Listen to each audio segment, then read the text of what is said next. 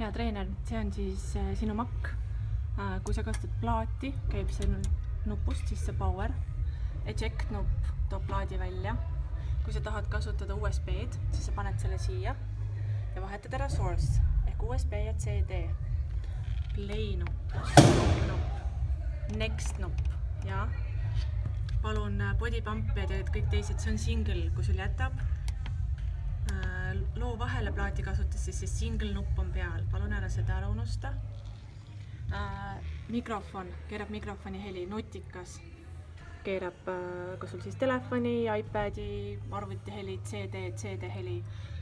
See nupp, mute, siin enam ei tööta. Teistes klubides, kui sul heli ei ole hea vaata ikka alati asjad üle, siis see läheb punaseks, mis tähendab, et mute on peal. Mute tähendab siis nii-öelda tumm või vaikus, ta võtab kogu heli maha.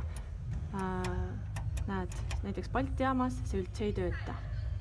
Ja mikrofon, sa panete sisse power nupust.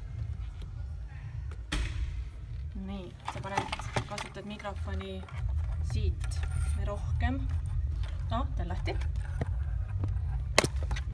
Näed, me mitte midagi ei puudu. Me ei puudu neid nuppe, me ei puudu channel nuppe, me ei puudu siit channel nuppe.